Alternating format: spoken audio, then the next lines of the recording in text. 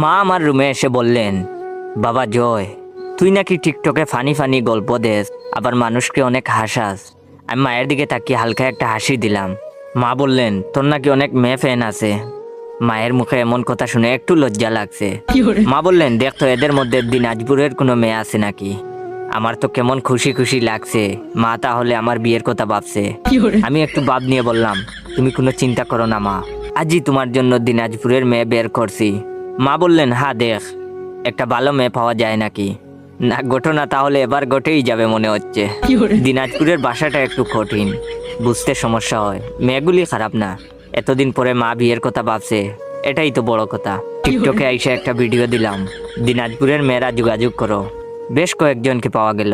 দুইটা মেয়ে দেখতে বেশ সুন্দরী। মাকে বললাম, মা মেয়ে পেয়ে গেছি।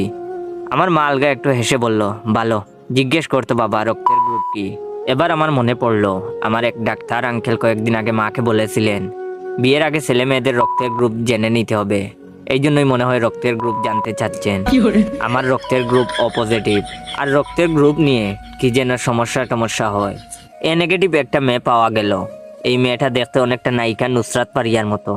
আমার বেশ পছন্দ হয়েছে। সব জেনে মা বললেন, তোর খালার সাথে দেখা করতে বল।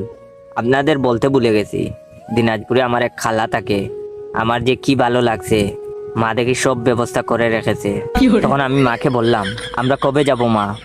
মা বললেন, 2-1 দিনের মধ্যেই যেতে হবে। মেয়ের নাম্বার সব মাকে দিলাম। পরের দিন মায়ের কাছে গিয়ে জিজ্ঞেস করলাম, কেমন লাগলো মা মেয়েটাকে। মা বললেন, হ্যাঁ মেয়েটা কি লক্ষ্মী। আমি মায়ের দিকে তাকাচ্ছি না, কেমন কেমন জানি লাগছে।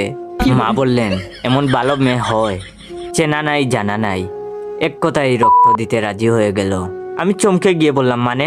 মা বললেন, আরে তোর খালার মেয়ে রুনুর ডেলিভারির জন্য এ নেগেটিভ রক্তের দরকার ছিল, মেয়েটা এসে রক্ত দিয়ে গেছে।